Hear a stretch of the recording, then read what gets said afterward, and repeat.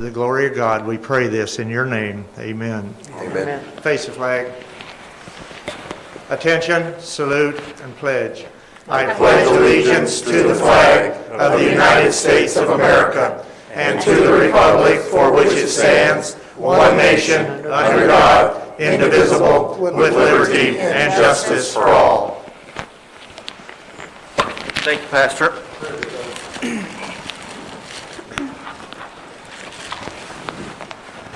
Okay, next up we have comments from visitors. Before I move on, Madam Clerk, are we too late to amend the agenda if someone would choose to? I would say now is a perfect time. Okay. There is an interest to do that. And just so I let the public know, we were discussing salaries for next year, raises, potential. And it sounds like there's a lot more discussion probably that needs to be had. We can either do it tonight or maybe plug some numbers in that we've talked about a little bit and do a work session next week. I would think we would be better off doing a work session. I agree. I would too. Okay, so we'll reach out, Courtney or myself, and we'll figure out a time that suits everyone for maybe next week, possibly a week from tonight. Very good. Okay, at this time we have comments from visitors. If anyone would like to speak to the council, we'd like you to just step up, give us your name and your address, and we'll limit you to 5 minutes. And seeing no one come forward, we'll move right along. We do have a public hearing tonight to consider the proposed rezoning of a tract of land located at 410 South Business 54 in Fulton from its current zoning of R1 to C2. There will be one, okay, sorry, I did that part. So the format of the hearing will be as follows. I will issue 3 calls for anyone wishing to speak in opposition, and then 3 calls for anyone who wishes to speak in favor. We ask that you come to the podium, state your name and address. Council will not interact with you during the public hearing, but may choose to do so later in the meeting. The hearing is now declared open. There will be 3 calls issued for anyone to speak in opposition of the matter being considered. First call, is there anyone present who wishes to speak in opposition of this matter?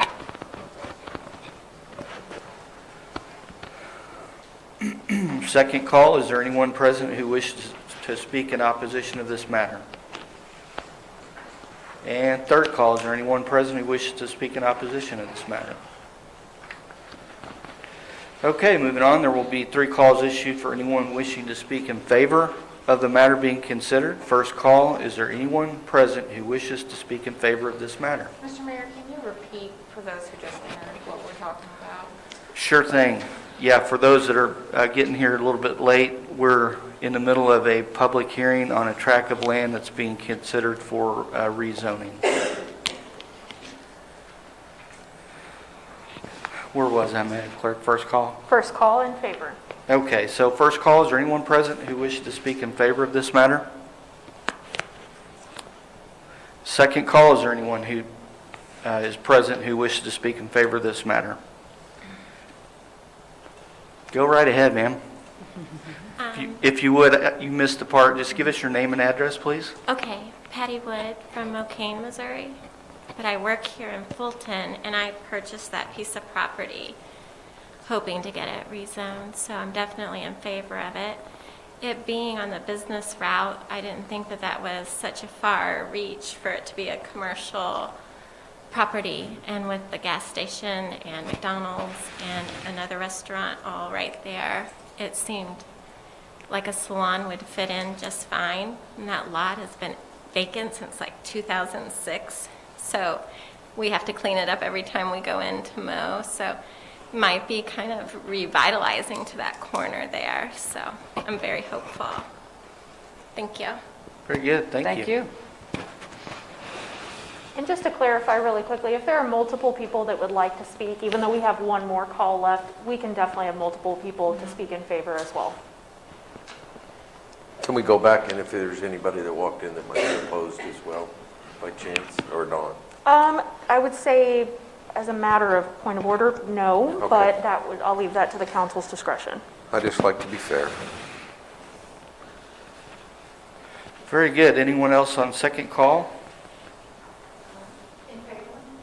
Yeah.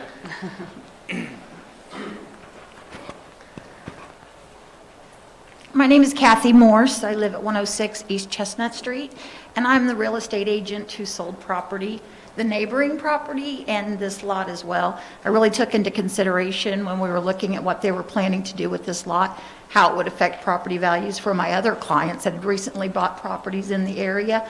And I think at the last meeting, we even had some people here in opposition at first, but then once we talked to them and explained what the business was, they all spoke in favor of it. And one of those was one of my other clients as well. So I think a small salon right there on the corner that's going to look somewhat like a house would be a good little addition to that corner. So I'm in favor.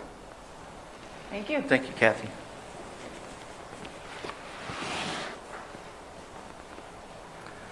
Okay, I'm going to give a third and final call for anyone present who wishes to speak in favor of this matter. And seeing no one come forward, we'll close this public hearing now and move on. Thank you, guys. And thank you, Ms. Pace-Snuck, for giving us that opportunity to see where we were. Okay, at this time, we'll move on to the consent agenda. And tonight we have just one item. Is that right? Two. What am I missing? We have 2 items. 2 items, okay. So I have the approval of the appointment of Monique Jensen to the Tourism Board, as well as a request to hold a homecoming parade. So it'll be on October 9th. The request has been reviewed by Chief Myers. The parade will be starting on Nichols, turn on 9th, and head down Court Street, and then right on 5th and back up Nichols. At this time, the police would be willing to assist that parade. So I would entertain a Motion to approve the consent agenda as written. Second. Okay, I have a motion and a second. Is there any discussion on this? Hearing none, I'll call for the question. All those in favor say yes. Yes. And opposed, no. All right, thank you, guys. For unfinished business tonight, we do have Parks and Rec discussion. We've already talked a little bit this evening about it. Don't know who wants to lead this discussion. I invited Kyle, who's kind of in charge of the construction, Kathy, who's very aware of the financing, and Clay, who's going to be in charge of the direction of the programming. So all 3 of them I expect to end up at the podium. Yeah, I'll kick this off here tonight on the construction side of things. I've got a little slideshow before I get started. I'd like to mention a gentleman in my office who's there on a daily basis named Richard Elzenrath, who's controlling and working with the contractors, from the general contractor to all the subcontractors and the architect. And he's putting a lot of work out there, along with input from myself and Clay and Bill and everybody else. So if you don't know Richard, then you haven't been around much. So because he's around quite a bit, and feel free to stop in and talk to him. River City, again, as the general contractor, SFS Architecture is the architect on the job. There are plans aren't 100% perfect, as the architect will tell you, so there's issues that have to be resolved, and change orders that unfortunately sometimes have to happen. So the original project, of course, you guys know, is about $9 million. SFS will get about $800,000 of that. Their fee is a 9% fee. So with that, we'll just kind of speed through October, December, April, June, and that gets us pretty well close to where we are today. So, total work complete and stored, we're a little over 5 million, which gets us almost to 60% of the job. So, change orders, if you guys remember, Clay and I and River City sat down at the beginning of the project and tried to do some value engineering, as they call it, and the very first change order had about $277,000 worth of deducts to try to save us some money. Knowing that projects aren't perfect, we knew that things would arise as construction came along, and we definitely wanted to control it as much as we could. Change order 2 was plus about $11,000, and there's a change order 3 that's pending that'll be somewhere around the $20,000 range. That's yet to be formulated completely. Current work, there's a bunch of subcontractors. There's probably at least eight subs on the job right now, doing everything from metal insulated wall panels on the exterior to interior stud framing to drywall, plumbing, HVAC, all the mechanical work. If you go in the building right now, you definitely want a hard hat because you don't know what's happening around you or above you. So that being said, here's a few pictures.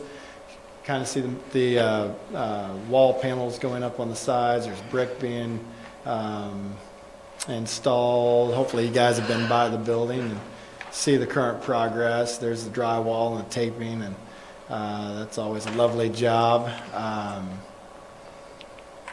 Some mechanical work going in there. It's kind of around the athletic areas.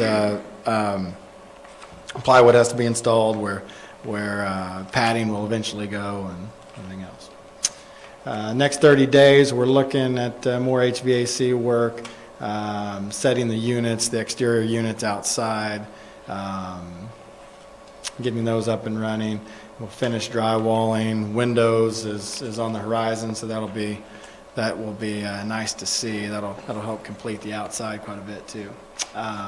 And a bunch of paint, all the exposed metal, all the framing that's exposed will get painted and give it a more finished look. With that, that's all I have. Does anybody have any questions on the construction side? Kyle, you said that there was roughly 8 contractors on site right now that are working for River City, which is based out of Ashland. Out of those, how many of them are local? Well, like from Fulton? Well, Callaway County. Well, there's Teal Mechanical is on the job. Okay. TJ Weiss is kind of Jeff City and a little bit all over. There's Summit Mechanical. I don't know exactly where they're out of. And all our dirt work was local? The S&A equipment, that was local. Thank you. Rehagen Electric's kind of out of the Jeff City area. Capital Sprinkler, So we haven't had to go draw from right, not a ton. St. Louis, Kansas Right, City. right. And I don't know where they're getting all of their workers from, and but generally they're pretty close. They might not be in Callaway County, but they're relatively close. Good. Thank you. So Kyle, I saw on some of the interior pictures a lot of sheet metal, exterior sheet metal from inside. What kind of insulation are we putting in? Is it bats or blown in or? Well, the exterior metal panels has insulation kind of sandwiched in between the exterior metal and the interior metal, and then in the roof there is on the interior there's also some insulation for sound. We have a nice banquet center and some other uses that needs some sound insulation, if you will, and that's bad insulation. Up in the roof is a lot of bad insulation, and actually one of the big savings that on the value engineering side, there was some fluid applied insulation that was really expensive, kind of in the soffit exterior, that was like $80,000 that was reduced and changed to a different insulation. Okay. But I don't know if I answered your question. Yeah, you did. Thank you. Anybody else? Thank you. Thank you, Kyle.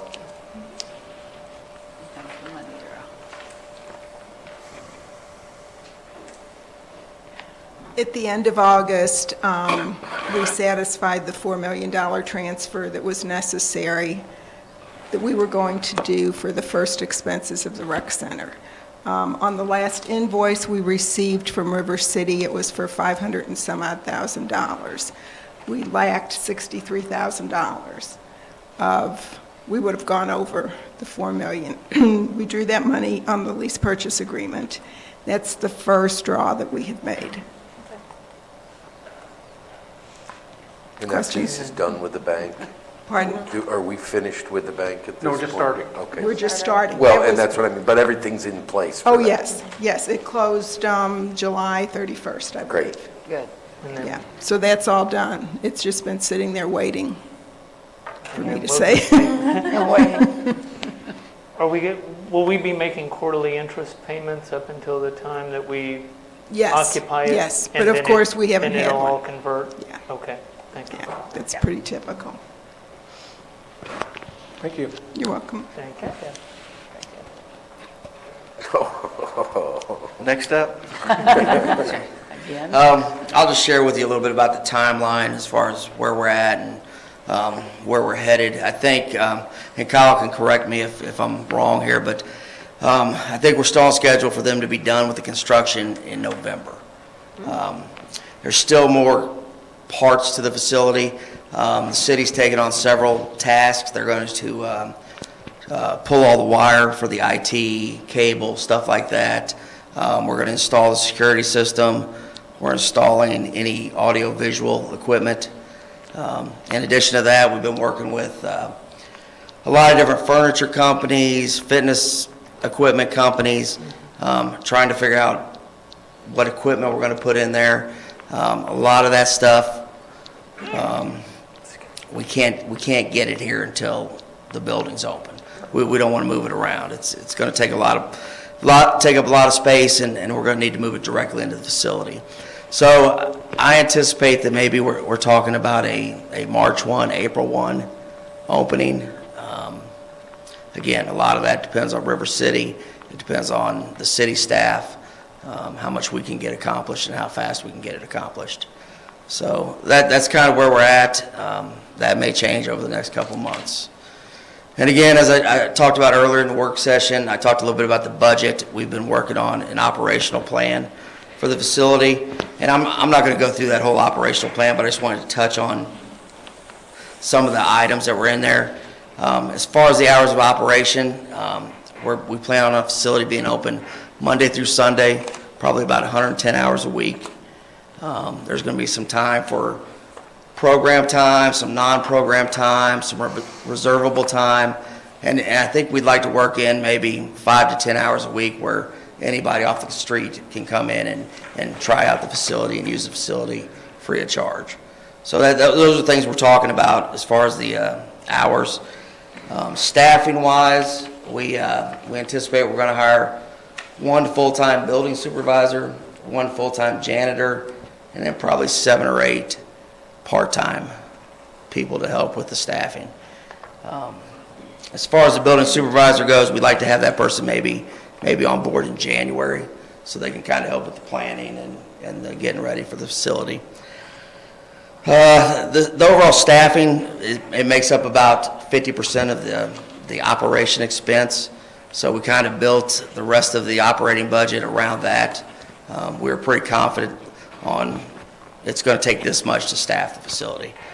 And then we started looking at the revenue side, and we're going to talk about that a little bit later. We came up with a variety of ways to generate revenue, kind of just a brainstorming activity. How many ways can we make money on the facility? We then developed a fee structure for daily use. We also developed a rental fee. So you see some of that in the operation plans. I'll talk more about that when we get into the fees and things like that. But all that helped us to develop the budget. And as I said in the work session, I think we're being fairly conservative. There's a lot of unknowns going into 2021. And I think what we put on paper is probably our best estimate for right now. Clay, when are you looking to interview and hire regular staff? I think for the 2 full-time people, again, I think we'd like to have the building supervisor here sometime in January, so probably towards the end of the year. The janitorial position, I think, could probably wait till we get closer to opening. And then for just the regular staff, like people that are working the desk and things like that? Probably when we're a couple weeks out from opening. Okay. So probably sometime in the spring. So Clay, I'm a little confused. No, I'm a lot confused.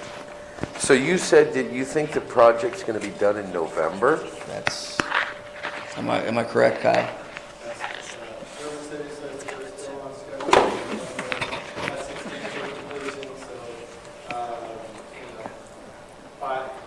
Doing the final touch-up work and all the punch list stuff, final completion, December. You know, that's, a lot of things have to come together at the Sure. right time to make that happen. And they have the facility almost fully enclosed, so they're going to be able to do a lot of work on the inside. The landscaping part of it, the parking lot part of it, that's probably weather dependent. And I certainly understand furniture and getting that stuff in, but I just was kind of thinking to myself that we talked during the work session about April or May as an open date. That seems like a long time. Maybe I'm wrong. And I hope it's February 1, to be honest with you. But it is going to take some time to get in there and do some of the stuff that we're talking about. It's going to take some time to just get moved in. So it's, I think in November, I'm going to have a better answer for you. Clay, on the facility name. Yeah, that's probably a meeting in and of itself. I'll share a little bit about where we had people come up with all kinds of names. We did surveys, we put it out there. Nothing really stood out. Nobody liked one name over the other. So we've been talking about this idea of just, not just naming the facility, but maybe creating a theme for this facility. And what came about was the Legends Recplex. And the theme behind it is that the facility would honor and educate people about local legends.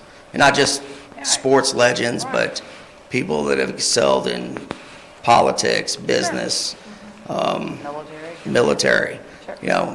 So it's kind of a way to kind of educate younger people about people that have lived in Fulton, Callaway County, and led successful lives or become legends. And so that's kind of the theme we're working around. We're kind of working on as far as decorating it. There'd be some pictures throughout. We're talking about maybe doing a video display screen where we can move people in and out, and people can just go there and they can learn more about these people.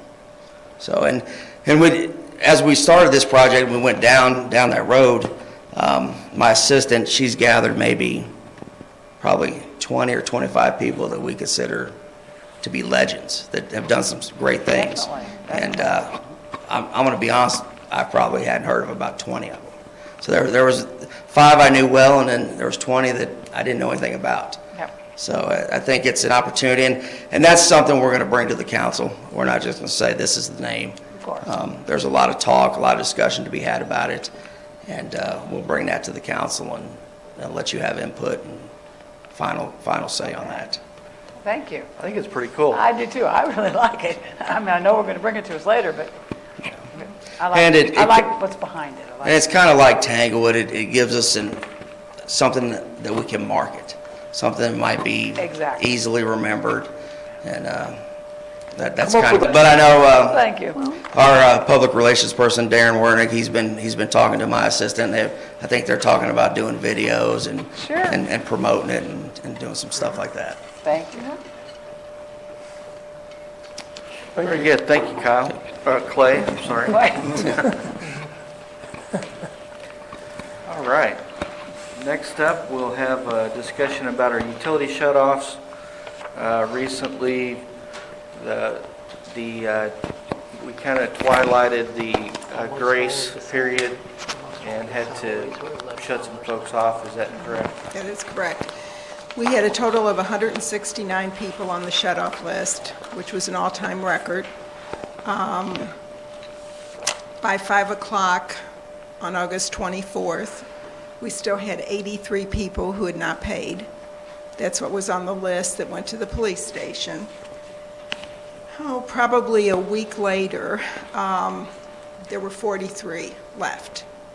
So we went through, tried to call the people that we had a good phone number, and of course, a lot of them had been signed in for years, no longer had a landline. So we sent the electric field guys out to put door hangers on their door with a message on the back that said, money is available at CMCA and at SERV. Please contact these agencies or call City Hall with any questions. As of this morning, which was arrangement shut-off, the second shut-off of the month, we still had 24 accounts that had not paid. And so we read them out, because our assumption after that amount of time is that they're no longer there. And when we made the calls, we did find out from a few landlords who said, oh, yes, they moved weeks ago. Yeah, we don't like shutting anybody off, and Kathy and I and Daryl, we talked a couple times about what can we do. We've got, we got the CARES money. What can we do to get so that people know about it? That's why, that her staff did the phone calls. Yes, tried to reach them. The ones she could, found out about it. The ones we couldn't reach, we did the door hanger for. I mean, I really think we tried to let the people know that there was money out there to help them. And some people took advantage of it, and then some people didn't, because, as Kathy said, they moved on. Kathy, It sounds like we've tried to go overboard I think so. to help these people, to get them money so they can afford their utilities. And Kathy, from numbers I've heard you read us in the past, that's about average. It's about 169? normal in terms, once the 83 and then the 43 and Percentage-wise, but we've never had 169 right, shut-offs. Right, Yeah, not that those, was, but the percentage where a week later you're yeah, about how that many number, come in and a and week all that. later you're at about Yeah. another The percentage that was left this morning was higher than normal, because, yeah, most people are not going to go that long without electric, if they're still around. Right. 24 from 169 is a lot, though. That's, was a lot of that CARES Money Act, or CMCA money? A lot of the people who paid that we contacted did receive pledges. Good. Yes. Wonderful. Yeah. Wonderful. Good. So, yeah, and I feel like we did everything we could. And that's all we can do. As of now, we are back on the normal Yes. payment Right. shut-off schedule. Thanks for all your effort. Thank you, Kathy. Yes, very much. Very good. We'll move on to new business. Representatives of the Super Sam Foundation are here to present a request for permission for an outdoor gala on Friday, September 25th from 6 to 9. Pretty sure you won't hear me with that on. Yes, so thank you. I'm Cassie. I am the co-founder of the Super Sam Foundation and Sam's mom, Sam and Ava's mom. And this year for us, COVID has left us in a unique situation, like it has so many businesses and families and really the city as a whole. So we are trying to get very creative with ways that we can still make sure that we share our mission, share the good work that we do all year long. And then also, there will be a little bit of a fundraising effort with it, with an auction, but the majority of the open air gala, if you will, is really meant to share what we do all year long. The gala is really the only place all year long that we do that. A few of you have been to the gala before. We do a lot of great things. We'll have some families that are in the fight present with us that get to share their story. We'll have youth from the county involved in that night and being able to share their story as well. That will be live streamed. We are not looking to fill the streets with tons of people or crowds. The philosophy behind it is that we will live stream an event that is set up on top of the steps at First Christian Church. They're on the corner at Court Street. We have lighting and sound coming in and helping us with that as well. Our ask is that we close down Court Street and 7th Street just in front of First Christian Church and right in front of the Playhouse. We know that Playhouse doesn't have anything booked in there that would cause an issue for them because we have actually booked that as a backup facility to use the stage just to stream. We wouldn't be bringing a crowd into there. Our request is to simply close that because we want to put some tables out there for those that are volunteering at the event and for sponsors and a few families to sit and enjoy the event. It is not to make it a huge public, let's all get crowded in a space. It's really just to make it a nice open space to share what we do. So that is our request. We don't foresee needing police support for it other than the permission to barricade those two corners and make sure that we don't have any through traffic at that point. What would be the opportunity to only close 7th Street and to maybe partner with your neighbors that have the parking lot rather than closing Court Street? We try and rarely close Court Street.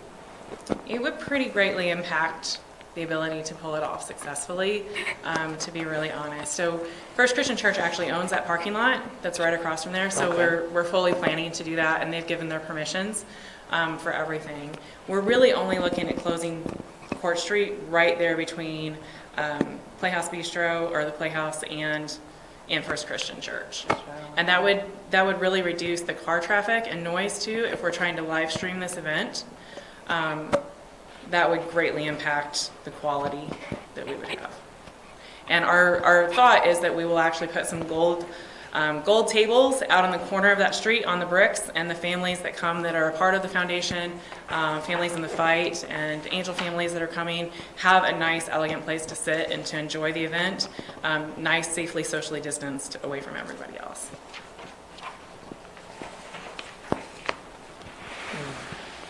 What was the date of the event again? September 25th. Friday. Mm-hmm. Yeah. Traditionally, we do the last Friday of September. September is Childhood Cancer Awareness Month. Right. I'm actually going to roll the next item into this because it also asks for closure of 7th or Court Street. And Ballard, just FYI, they've decided to cancel that. That's Oh, they have? Yep, that's off the books. Okay. Yep. Thank you. Yep. I would, yes, we don't like closing Court Street. I think closing Court Street at 6 p.m. on a Friday isn't too bad. Most everything's closed by that time. I mean, you're going to have a couple of restaurants still open, but there's like 6th Street still open. And, Yeah. And if I may, Mr. Simmons, we're yes. only asking to close, not even a full block's worth of space. Well, So no, I not all of understand. Court Yeah. Street. Okay. Right. Yeah. So, but We like just have to 7th think about Street the to come streets in. that Sure. the traffic has to go through, and you don't want to get somebody that's coming down Court Street and then they have nowhere to go. Right, So we have sure. to think about where those streets intersect. Yes. So like 6th Street's still going to be open to get to Court Street from Business 54 and, Right. yeah. Yeah. Yeah. I should have clarified that. Well, that's Thank fine. you for No, I asking. understand. Yeah. Thank you. Yeah. Okay, good point. How many people do you anticipate attending? I've been to one of those before. There's a lot of people. Yeah, Yeah. I went to one, yeah. Yeah, thank you. Yeah. So we really only plan on our volunteer teams and those that would be directly involved to be there, so less than 100. Gotcha. And perfectly spaced, we would have, that's one of the reasons we want that corner. And plus, I would also like to add too that this is a live streamed event. We would anticipate that it would be seen around 10,000 times. It's excellent visibility for a brick district because you would be right there in the backdrop for the entire thing. Also, I would like to mention that you might have to close off where the old, where McIntyre Street is, so if somebody comes down Court Street, they have to turn at that point there, so right where the... Oh, to make that like a one-way maybe? To where you What can I'm saying only is somebody's coming down Court, they can't come any further, they have to make you might have to barricade that point too, before they can go ahead and make that turn down McIntyre to get around. Because if you leave that open, they're going to come down to 7th Street and say, wait, where am I going to go? Right. So, because it's a one-way street. So, That was kind of my concern, is that it really pushes back, because Nichols is one way going the other way. So if somebody gets all the way to that intersection, they're actually going to have to go all the way to Jefferson Street to go a different direction. Otherwise, you are going to have to push it all the way back up. What is that street that runs? I know we're not... What is it, 8th? No, St. Louis. Is it St. Louis Avenue? You just have to put your barricade right there. So if somebody coming down Court Street, they know they have to turn St. Louis Avenue to go on to Market and go around. So I'm just saying that's where you need your barricade probably. That's a great point. Yeah, Yes, there, thank you. there aren't that many businesses in that section Right, though. There's, right. you know, a couple of churches and things like that, the Playhouse.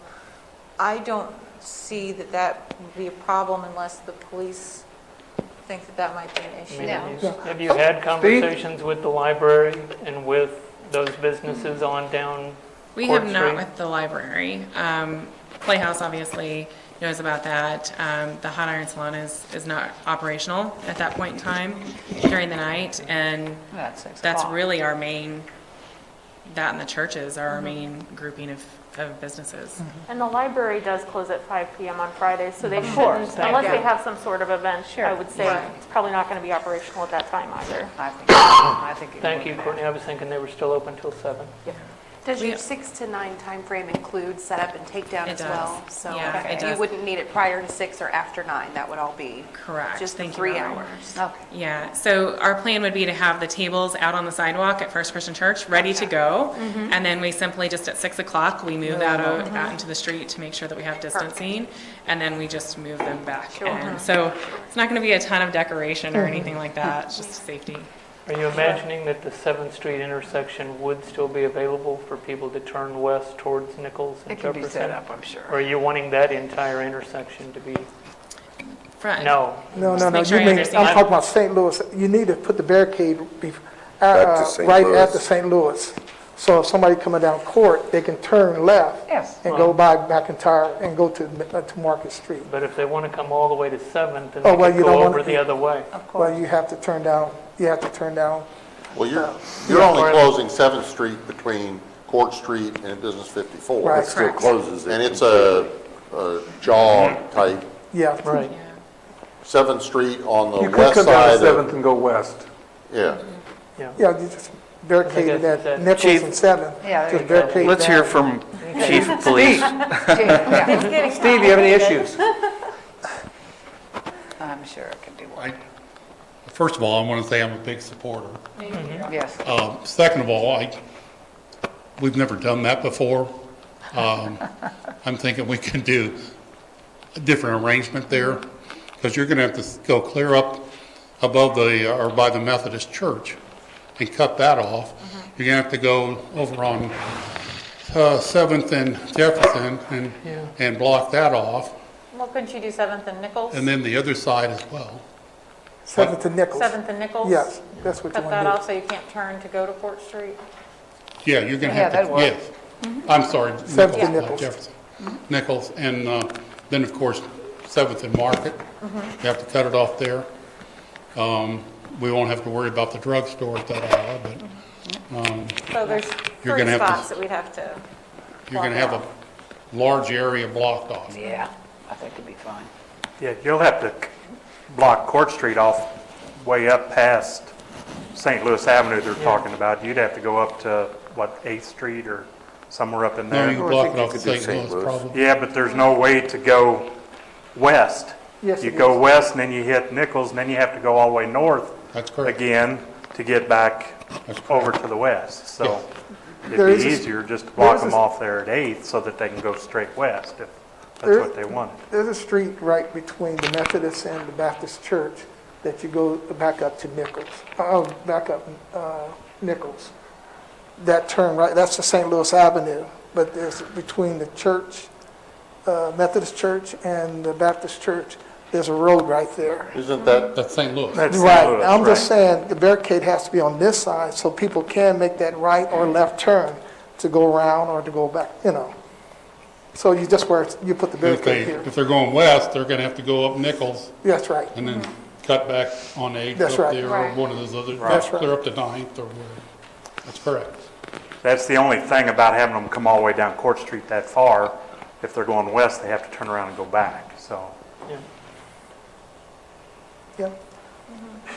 I believe For a in you, few Fulton hours? citizens. I believe you're resourceful. I think you can figure it out. I believe there's a way to do it, yes. Motion to approve. Second. So I have a motion and a second. Any more discussion on this? In the meantime, let's be maybe putting our heads together and make sure we have a good plan that the chief Yes, approves of sorts. And we wish you lots of luck. yes, and we all support. I look forward to it. I Yes. have gold ribbons, should anybody want them too.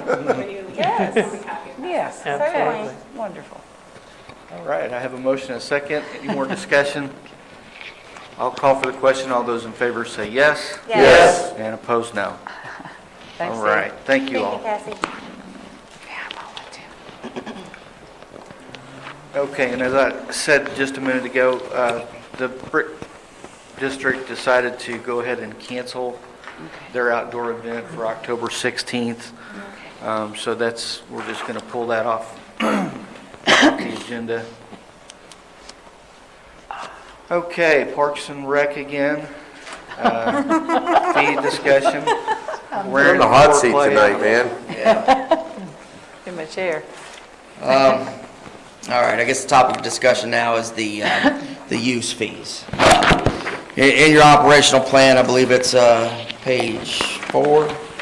And you expect me to read that? There's a real tiny spreadsheet that we used to come up with our monthly, our daily, our annual fees.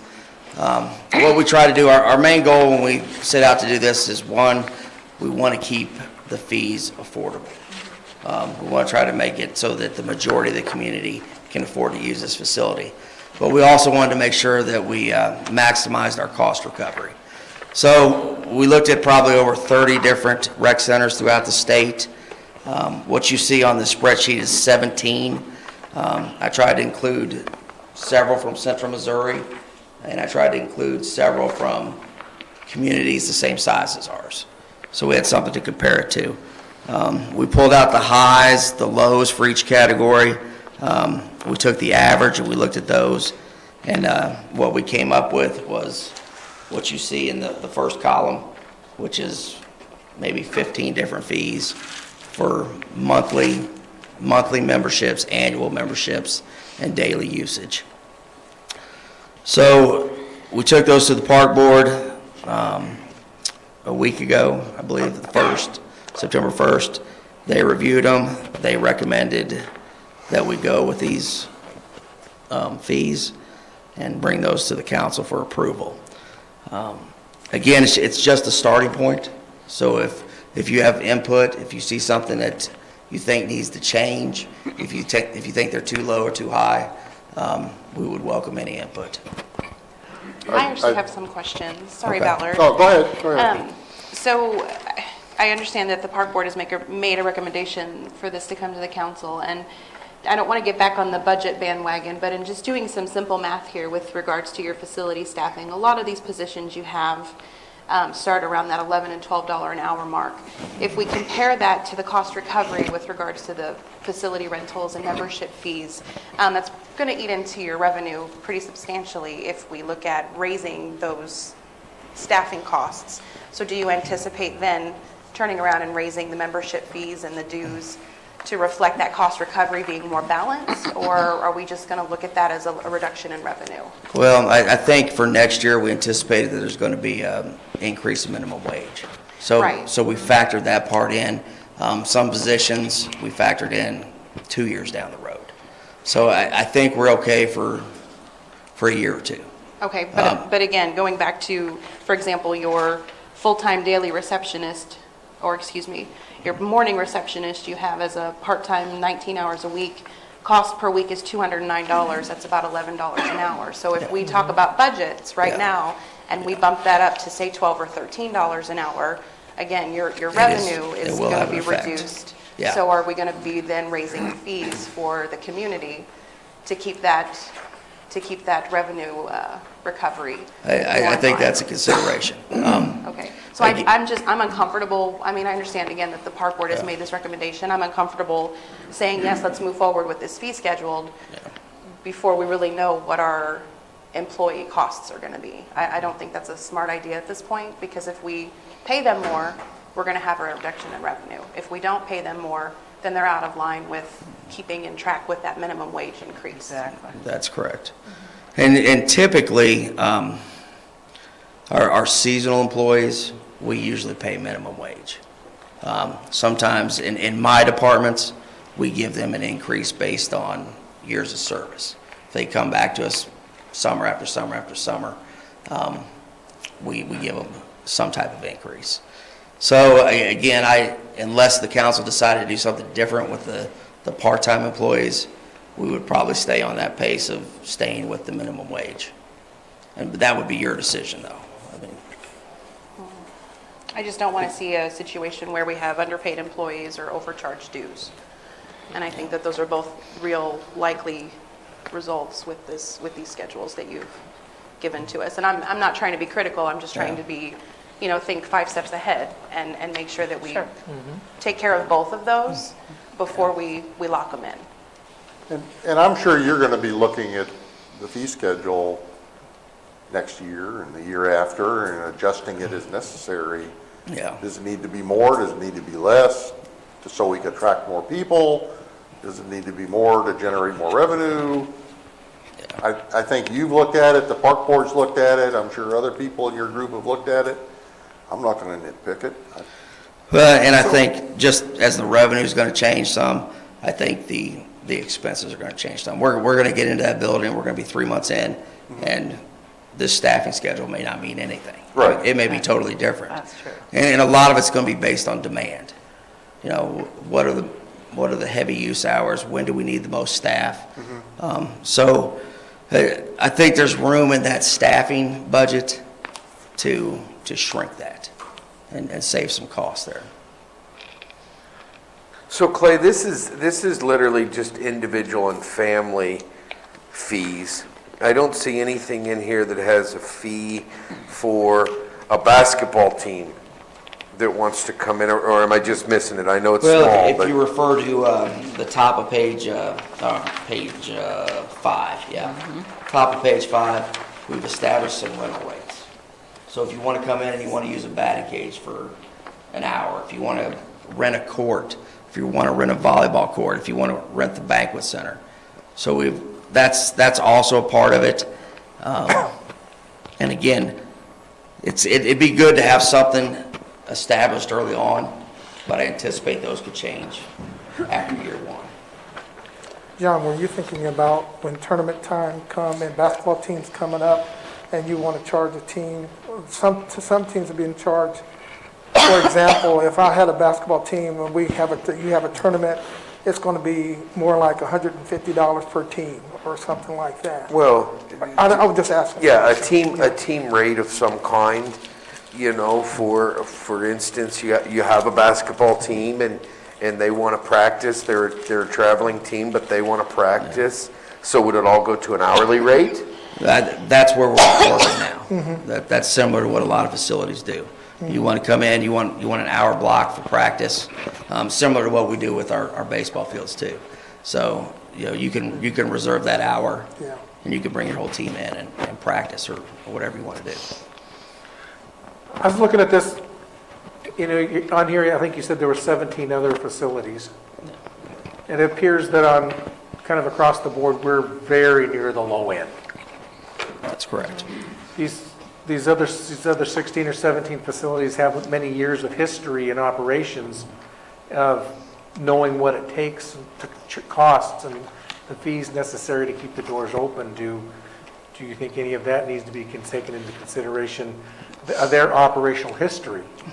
Yeah, To and determine the fees rather than just, Yeah. we want to be lowest. yeah. Again, we got to try to. I think at the fees that we have established, we can recover the cost. Again, it's going to take us a year to get going. It's going to take us 2 years to get going. I think after we have a year under our belt, we'll have a better idea of what those numbers need to be. So I may come back to you a year from now and say, we're making money on those numbers. We're doing well. We're in good shape, or we may have to raise them. Similar to what we've done at Tanglewood. Over time we have to raise them and we have to make adjustments. So and we may have some fees that we might have a rental fee that's just too high and nobody takes advantage of it. So then we're not making any money at all. So those are things we'll have to look at the first year, the second year, and just try to figure out what fee structure works best for us.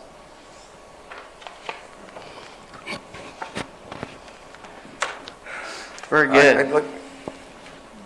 Are we going to need a motion on this? Do we want to approve this? I'd like some time to look at it a little bit more, Mr. Mayor, myself personally. If everybody else is ready to go, then I'm okay with that, but. Did we approve the fees for Tanglewood? You did approve the increased fees, yes. Now, I can't tell you if you approved the original fees. I would assume, yes, you did, but that was before my time. Well, council did. Yes, the city council Okay. would have. I would like to say Years that, ago, they yeah. they brought, That's fine. The fees. I just didn't want, do we need to get into the details this, no, Parks and Rec set the fees. I will Why- say, the city council does approve the rental fees for, the structures that Parks and Rec already has. So it's well within the realm for the city council to approve those fees. Okay, thank you. hopefully we can vote on it tonight, but if we can't, it needs to be in the near future, because if he's going to start promoting this, he wants to make sure he has the numbers so he can start sharing it with the people that might be interested in renting it, so. Exactly. So kind of like along what John said too, though, Valerie's looking for some more time to see what the salaries, how the salaries are going to impact it. I would like to see if we do the decide budget. to adjust our salaries by X% or X dollar amount, how that may reflect on the dues, the fees, if you think that cost recovery needs to be adjusted with regards to those fees. I just, I've been a member at different facilities here locally, here within Callaway County, and it's kind of a bit of a shock when you've been paying one amount for a year, and then all of a sudden, we got to jump it up because they're not making any money. And, and I don't want to bait and switch the community. I also don't want us to lose money. I want us to, to be thorough.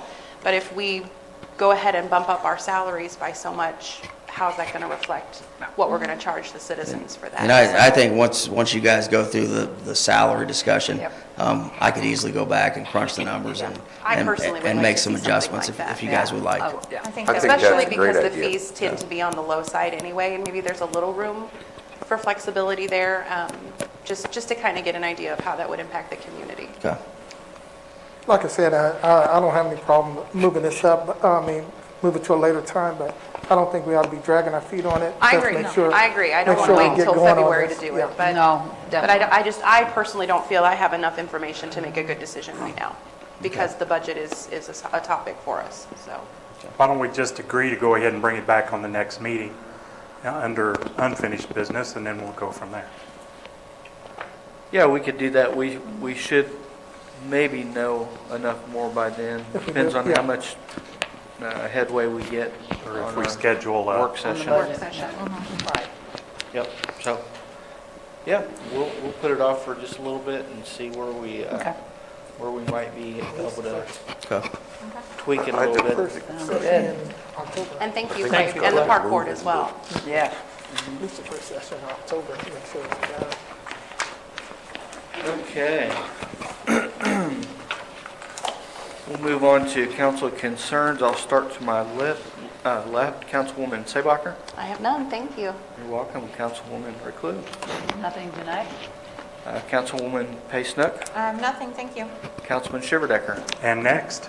And Councilman Washington. I made mention that there are some, I had some people in my ward was interested in, for vehicles being checked out, whether they are legally, if they're not licensed, that they need to be moved or tagged or that sort. So I think somebody's looking into it. So, thank you. Oh, Very good. Councilman Braun? Yes, I have, I was contacted by a constituent about a house on 206 Briarwood that I've visited with Dennis about a little bit today.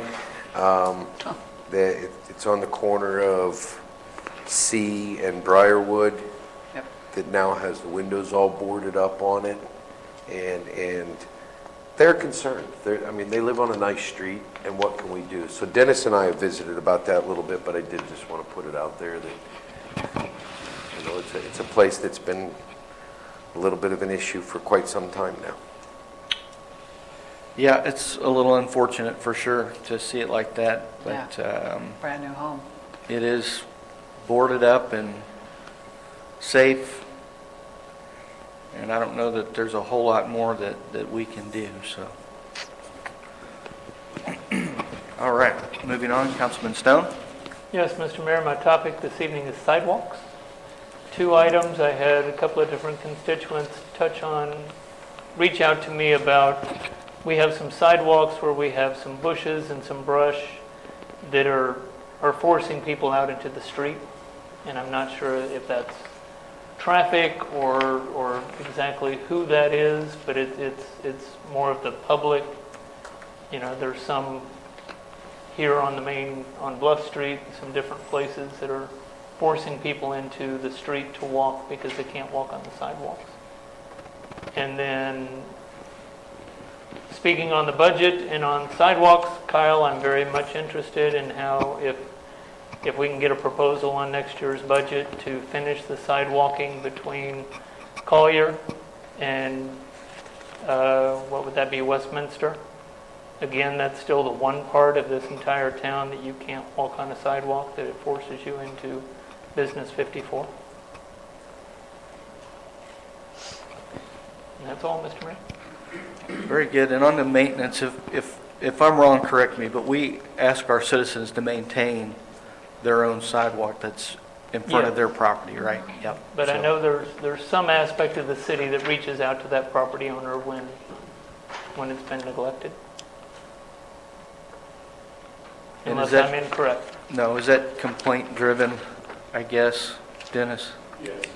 Okay. Okay, so you need specific complaints called to your office Or locations. or location? Thank you very much, Dennis. Yeah, thanks, Dana. All righty. Councilman Simmons. No items. Okay, we'll move on. Mr. Mayor, before we get to resolutions, could we take 5? Sure. Thank you. Absolutely. We'll recess for 5 minutes.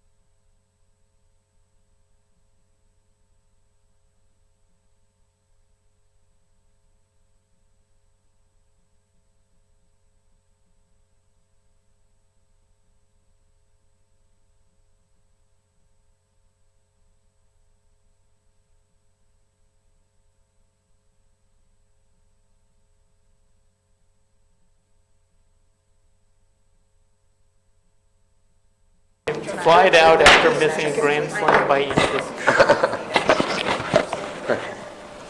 All righty. Little break did us all some good there. We did kind of find out something that happened earlier in the evening that was a little bit unusual. We had just a brief couple of minutes between our work session and our regular session, and didn't really have any activity in the hallway, so we had some visitors that were here waiting to get in to speak to the council that didn't have the opportunity to speak because they didn't know that the meeting was starting. So I don't want to set a precedent. We won't be doing this probably again, but I think tonight it's appropriate to, if I could have a motion to amend the agenda. So moved, Mr. Mayor. All right, hold on. All right, thank you. So we always want to hear from our citizens, given that opportunity. That's right. Is there any more discussion on this? So we'll know in the future, just we need to, in between a work session and our meeting, we'll open the doors. Yeah, we'll try to do that, I think, because. Yeah, we should open the door, yeah. We're sorry. So, hearing no more discussion, I'll call for the question. All those in favor say yes. Yes. And opposed, no. right. All right, anyone that wishes to speak to the council, step to the podium, give us your name and address, and we'll limit you to 5 minutes, please. Oh, that's good. At least somebody got up. I was like, oh, guess not. Tim Thurber, I live at 101 East Street. I just wanted to just have a couple of your minutes. I appreciate you guys allowing us to talk about the firework ban, firework ordinance that's being on review. I know the firework wars are definitely not okay by any means, but I don't think the ban is going to be the solution for it. You're hurting a lot of the retailers here in town who are doing everything that has been asked of them as far as who they're selling to, paying their tax and everything, and then you're also hurting a lot of the people in town who are using fireworks per the ordinance as well. So just wanted to let you guys know that. Thank you. Thank you.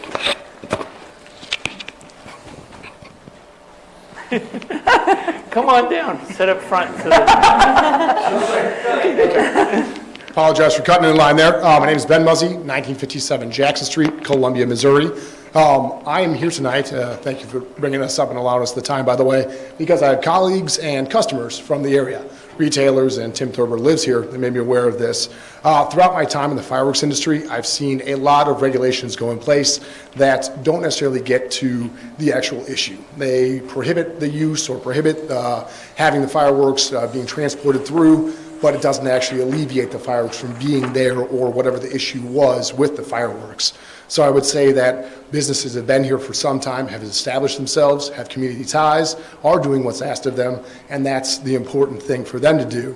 If you are aware of what the issue is, Columbia also had a fireworks war issue, which they were able to go on social media, see who was coordinating, where it was going to be, when it was going to be, because it doesn't just happen. So they were able to kind of get to the root issue, and it was a primary focus for them, 2018 specifically.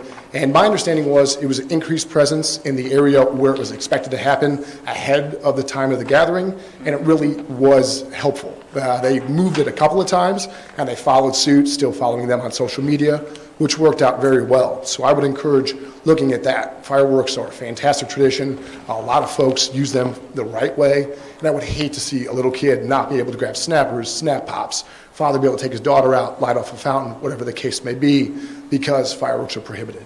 So, thank you very much. Thank you. Thank you.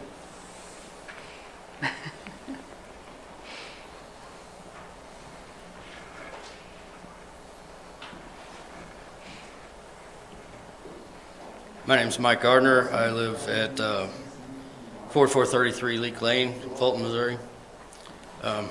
First of all, thank you, Mr. Muzzy. He took about 90% of my thunder there. That happens a lot.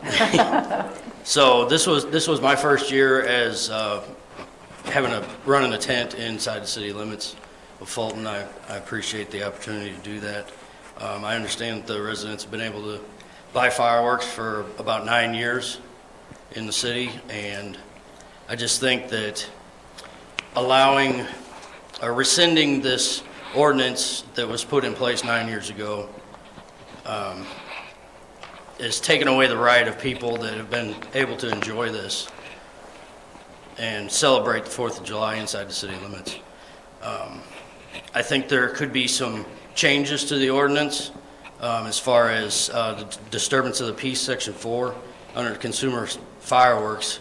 There's nothing that, you have to go to the police department, fill out and in writing, and then they have to accept what you're saying as a disturbance of the peace. That I don't believe that's in line with a disturbance of the peace to have to go through that at 11 o'clock at night after you're in the house for the evening. As a tax-paying citizen, I'm appalled to know that the police, which are paid by the community, just stand back and watch these activities and are not proactive in, like Mr. Muzzy was saying, that to get ahead of the issue, allow it to start, and then, I wouldn't want to be an officer that has to go in the middle of that. I know we have resources, we can get other resources in to preclude these activities from starting. The fireworks wars is really what I'm talking about here. Other things that I would propose to add to the current ordinance would be to establish a closure time for the parks that's more in line with preventing these kind of activities. Right now, it's about 11 o'clock at night when the parks close. Other parks in this area of the state are about the same time frame, but if you move further to the big cities, it's closer to sunset or 8 o'clock, 9 o'clock, prior to when these activities are starting that we're really concerned about. I don't want to see anybody getting hurt using fireworks. I completely discourage it. In my sales, you can kind of tell the people that are looking for fireworks that they can hold in their hand to shoot, or people that are just wanting something that they can watch. Next proposal would be to enforce the laws that we have, or the ordinances that we have for curfews, non-use of the park times. And there is another section in the ordinance that discusses display fireworks. We would have to come to the council to shoot display fireworks inside the city parks. Nothing in the ordinance says anything about consumer fireworks. So basically, it's legal. There's no repercussion or anything to shoot consumer fireworks inside the city parks, which is kind of backwards because you have to have a license from the state to even shoot a display. Mr. Gardner, you have 1 minute remaining. Thank you for your time. Thank you. Thank you, sir.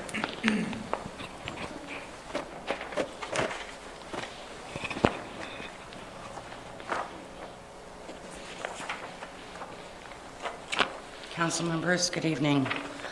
I'm here to give you my thoughts and ideas on the changes to the ordinance that bans the sales and discharging of fireworks inside the city limits. I'm opposed to this ban. This is the 4th of July, the celebration of our nation's independence. It isn't fair to punish the entire community for using them the proper way because of the actions of several few who don't know how to obey the law. Punish the lawbreakers, not the law-abiding citizens. Citizens who have had that right for 9 years to do it in their own backyards. Why is that something that the citizens should have a say in? Put it on a ballot. Ask the citizens their opinion.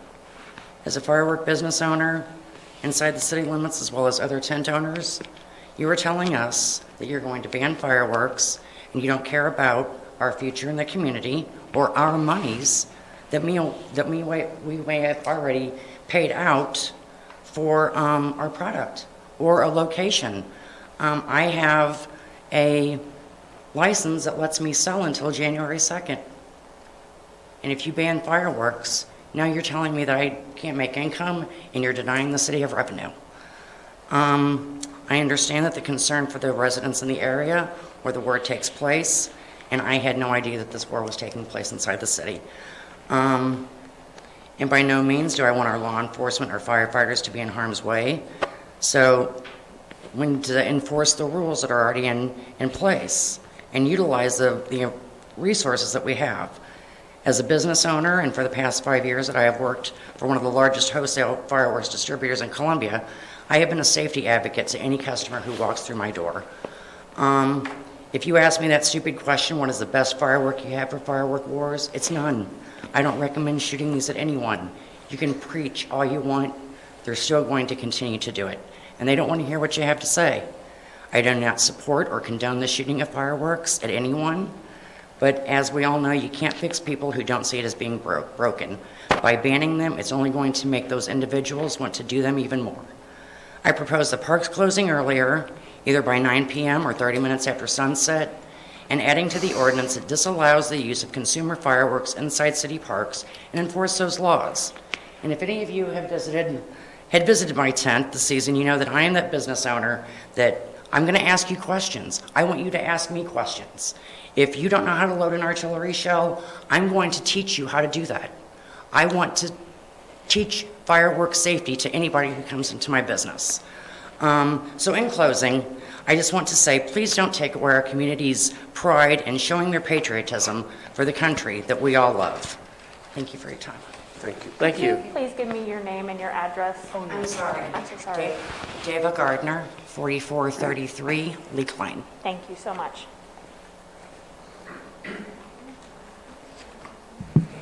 It's a little short. I'm on the short side. Thank you for letting us come and share our thoughts. And we actually agree with you guys in a lot of many ways. So let me tell you who I am. I'm Susan Peterson. I live at 104 South Ravine, and I've been in the community for at least since 2001.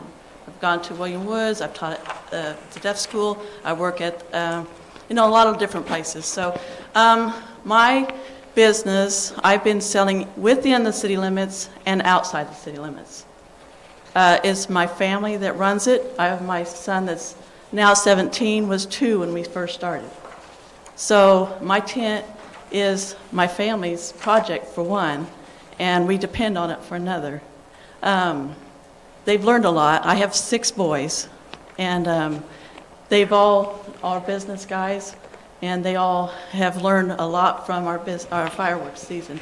I started selling fireworks when my son was 2, and he's now 17. And let's see. The main thing I want to say is that no matter if I was in the city limits or outside the city limits, there was always the street wars.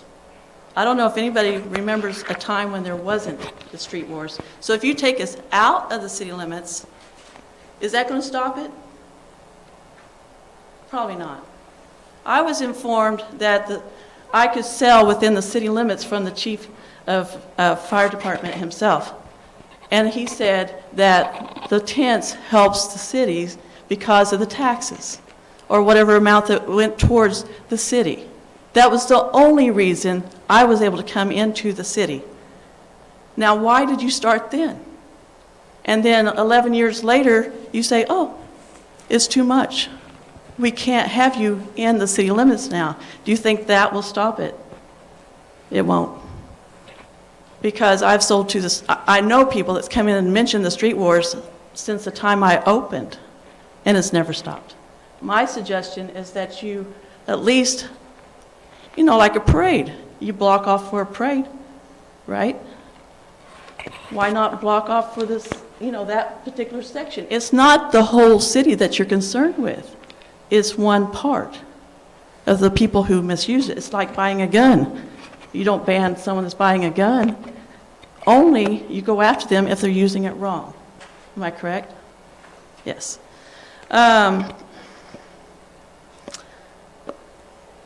Yeah. Okay. My question to you is, why didn't it start to have fireworks within the city limits to begin with? The answer is because Fulton benefits from it. 2, what is the problem with just paroling that area or areas that's the problem?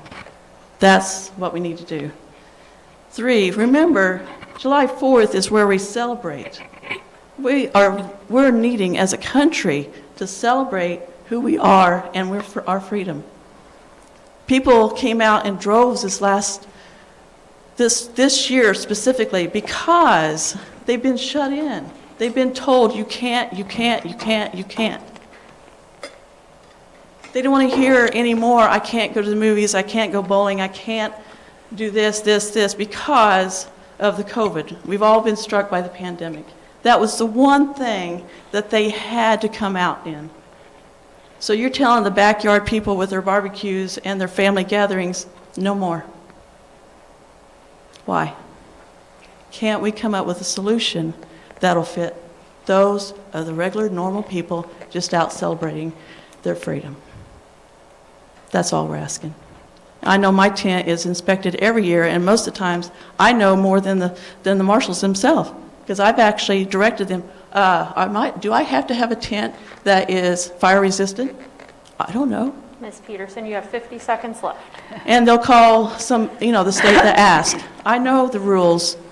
I keep my rules always. Thank you. Thank you. Thank you. Thank you, Susan.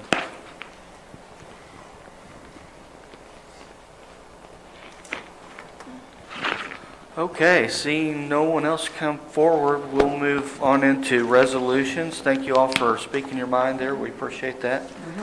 Councilman Stone, if you would present Resolution 3381. Yes, Mr. Mayor. Resolution number 3381, a resolution authorizing the mayor on behalf of the city of Fulton, Missouri, to sign all necessary documents in relation to a contract with NW Industries, LLC of Fulton, Missouri, for the sanitary sewer point repair project at an estimated value of $88,701. I move to adopt Resolution 3381 at tonight's meeting. Second. I have a motion and a second. What this contract's going to do is we've had thousands of feet of sewer line video camera to see the condition that we're going to then have lined, have a lot of it lined with a liner. But what the camera discovered was several locations in the sewer line is in too poor of condition for either the camera to get through and identify specifically what the problem is, or the problem is larger than what the liner is going to correct. So this is specific areas that someone's going to dig and fix these point repairs. And we've used this contractor before. We've had good luck with him. I think we had 3 bids. This is a very nice low bid we received, so I'd like to encourage you to approve it. And this is monies that is coming out of the original money that we have given, 650,000 that we've already given, or additional? This is in that. Okay, so it's coming out of the 650 that we've already approved. And 650 might not be the exact number, but I'm pretty sure I'm right. It's coming out of approved money. Okay. This is something Kyle talked to us about, I think it was 2 weeks ago, wasn't it? But this is the contract. Right, I understand. So, I mean, Yeah. he tried to brief us on it a couple weeks ago. I'd like to say that also some sewer work that was done on 7th Street by Westminster College, 7th and the Westminster. There was a house that somebody bought, and they had a sewer going like through a driveway or something, and it started to cave in. And the people reported it, and I have to say they came to me and said the city took care of it, and they appreciate what you guys did. So just want you to know that too. Very good. So yeah, this is a pretty lengthy contract, a lot of kind of weird stuff in it, but like you said, if we've used it before and been successful, I didn't understand some of it, I'll have to admit. Me too. Is there any more discussion on this? If not, I'll call for the question. All those in favor say yes. Yes. Opposed, no. Very good. We'll move on to ordinances. See, Councilman Washington, if you would, bill number 1591. Bill number 1591, an ordinance reclassifying under the zoning ordinance a tract of land known as 410 South Business 54 in Fulton, Missouri, and establishing an effective date. I move that we move bill number 1591 for a second reading on the next council meeting. Second. Have a motion and a second.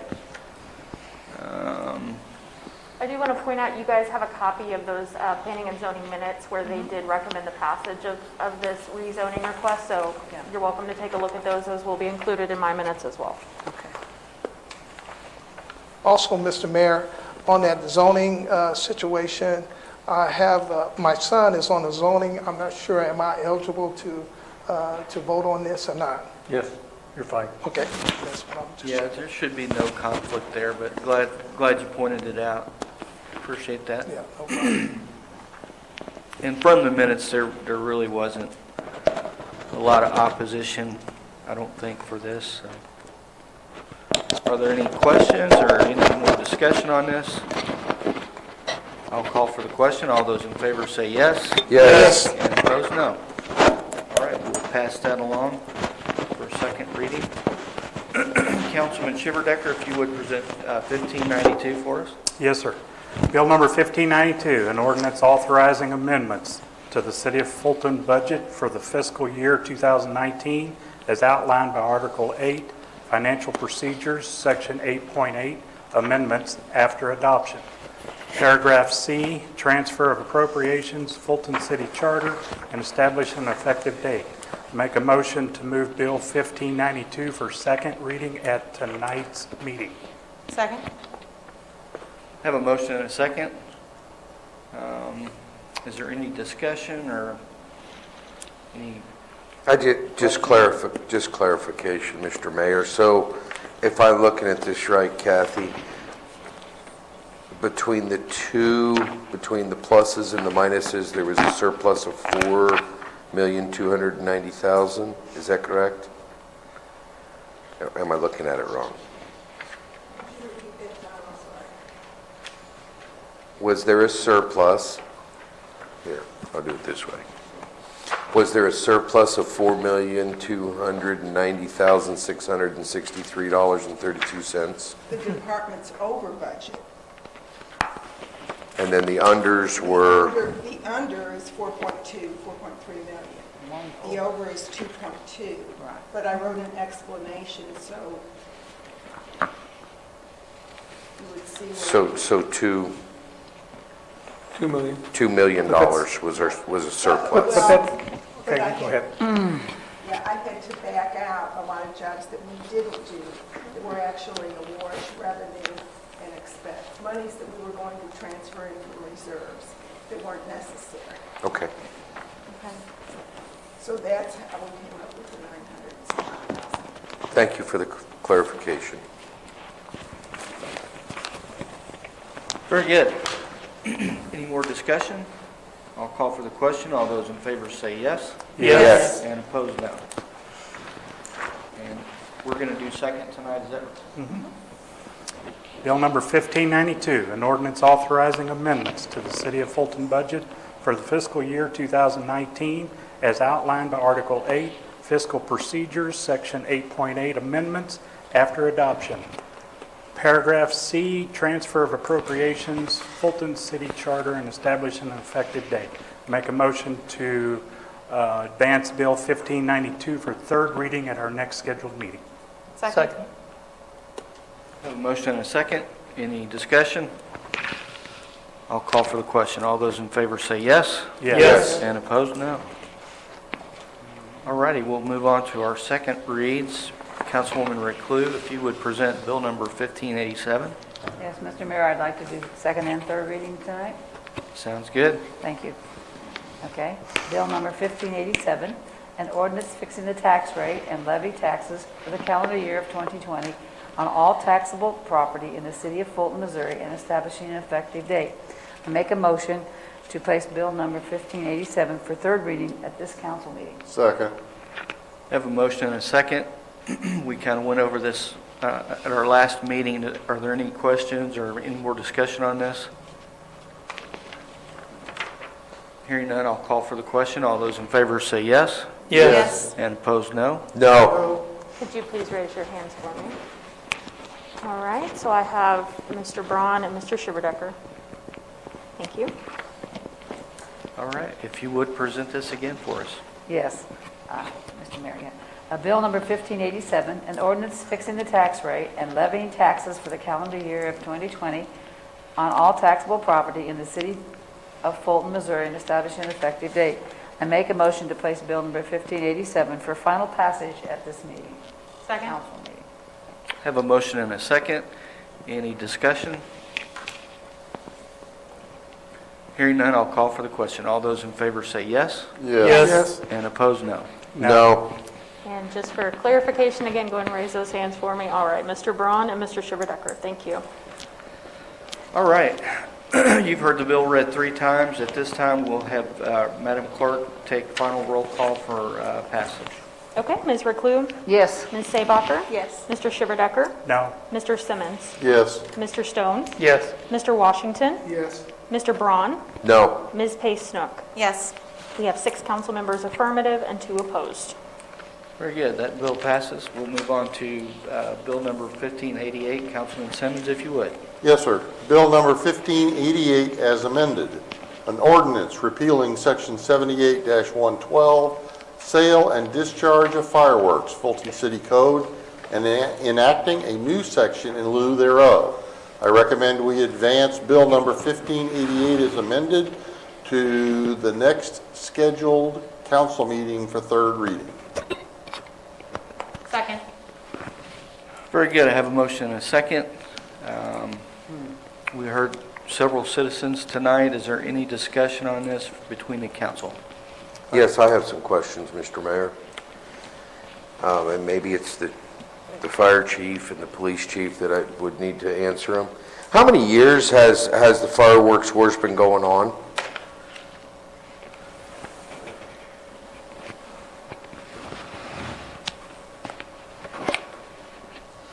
I would say, I've been working at the Westminster Fire Station for several years. It started a long time ago, and it's gradually gotten worse over the years. I've never seen anything like this past year. Sure. Sure. I think certainly since we probably allowed fireworks to be shot at Fulton. So would you say more than 9 years or less? I'd say probably at least 9 years. At least 9. Well, what, 2010 is when we repealed? 11. 11. 2011? Okay. But the last couple of years, it's got continually worse until this year. It was the worst I've ever seen.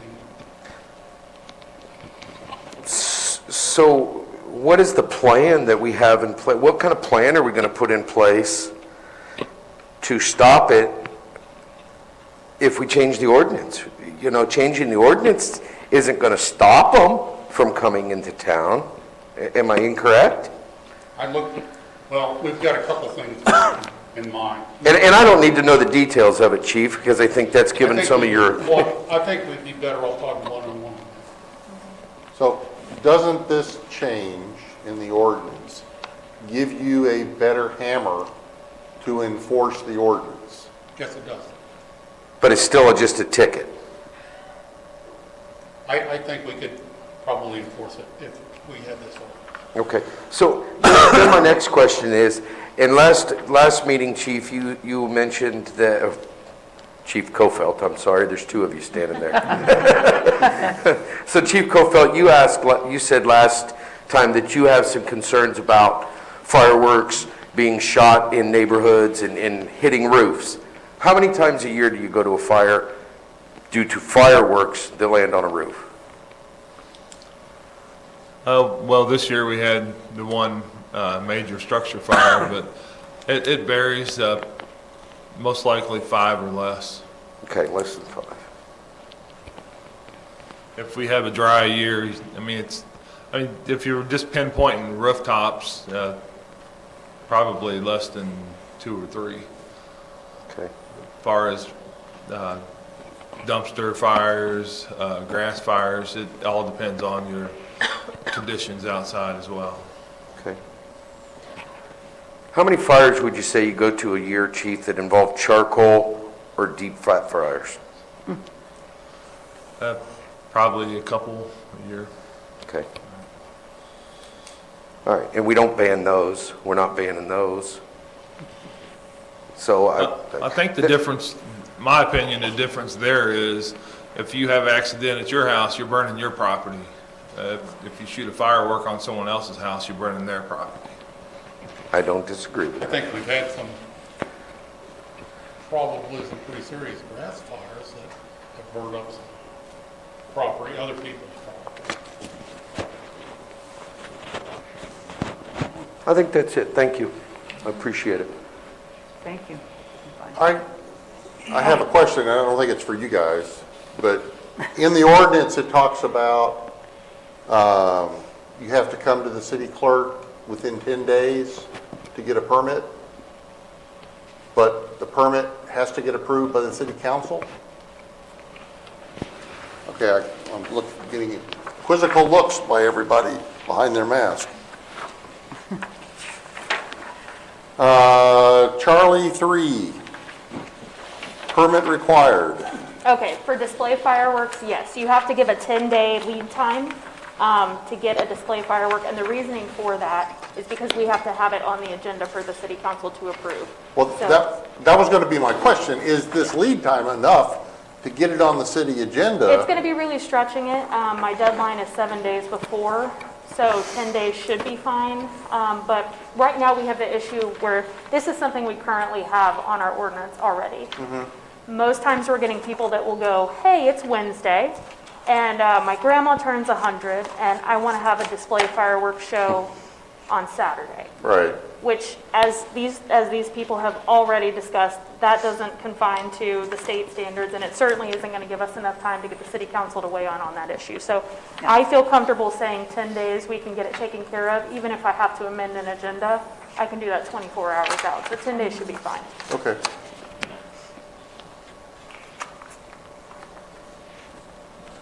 Very good. I just have a real problem in the city of Fulton having roughly 13,000 people, and we're going to penalize them $12,900 for 100 people in a park. I have an issue with that, Well, Chief, I and personally I'm don't sorry. I don't feel that way.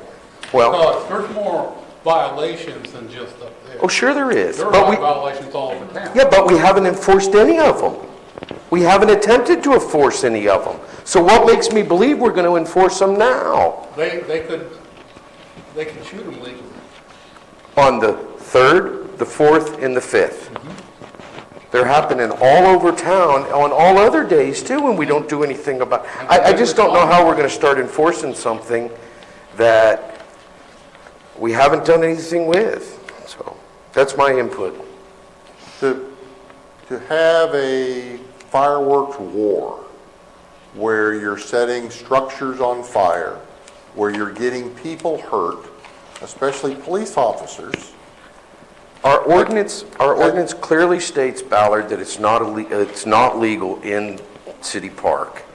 I believe the current ordinance states that very clearly, you know, and we've chose to let it go. Do I expect the chief and his department to go in there in the middle of it once it started? No, I don't. I wouldn't ask that of anybody. I think they all should be arrested, in my opinion. Something has to happen with the police where they're going to have a plan that this gets shut down before it starts. Don't know what that is. That's not my job. That's your job. Otherwise, the ordinance is useless.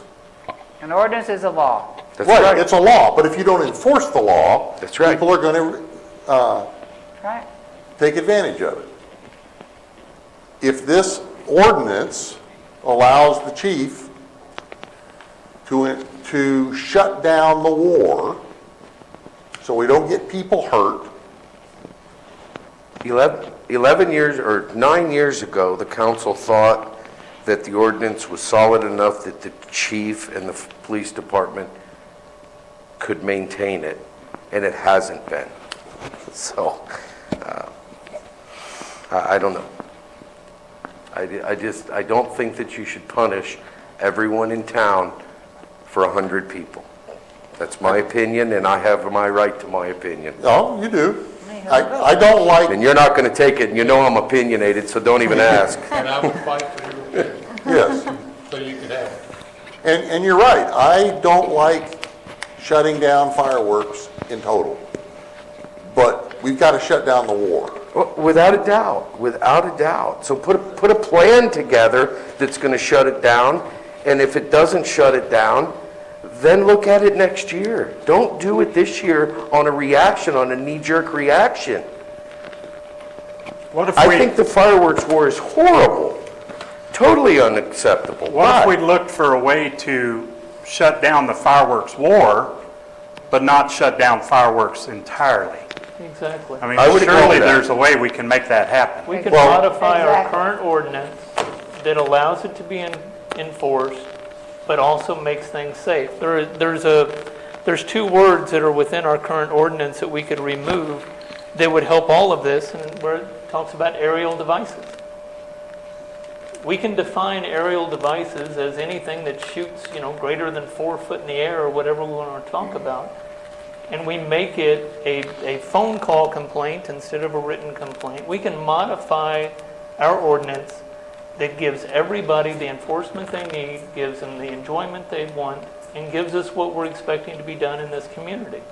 But to go from 100 down to 0 is not an appropriate reaction, in my opinion. It's a little extreme.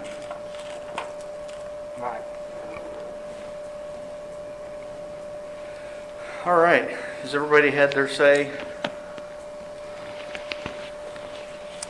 Just to clarify, the motion that we have on the floor is to move this ordinance to third reading at our next meeting. Correct. So it's been a little bit since we said that, just so we're all on the same page. This whole thing came about from your gentleman's recommendation that we just flat ban it. If we don't ban it, if we keep the ordinance as is, which is essentially what we're talking about, can you shut down the war? Yes, we can. We will. I think we need to modify the ordinance. I think there needs to be a little changes in the ordinance. And we have time, guys. That's why I moved it to the next meeting. Do we want to look at modifying this ordinance, or do we want to look at modifying our current ordinance? Our current, I think our current's more specific. I believe so too. We could actually kill this ordinance Yeah, and then just start again. yep. I agree.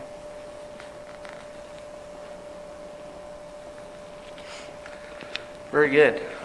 Are you proposing killing it, or was that just a statement? I'm going to give everybody a chance to vote. Okay. There you go. Yeah, I think it's appropriate time for that unless someone else has any earth-shattering statements they want to make or questions. Or we can allow this to ride for another 2 weeks Yeah, everybody's going to get a and vote. make the final decision in 2 weeks as to whether we continue with this one or back up and do something different. Let's vote. Yep, so I'm going to call for the question. All those in favor say yes, Yes. and opposed, no. No. No. And hands, please. Okay, so I have Stone, Reclus, Braun, Washington, and Shiverdecker. Okay, well, So this ordinance has died. yeah, that killed it. It's dead. So we can keep talking about it. Absolutely. Thank you, guys. Appreciate it. Thank you, gentlemen. We've got quite a bit of time to discuss it. Yep, we did. A few months. All right, we'll continue on here. Councilman Braun, if you would present bill number 1589. 1589, an ordinance repealing Chapter 58, Health and Sanitation, Fulton City Code, enacting a new chapter in lieu thereof, and establishing an effective date.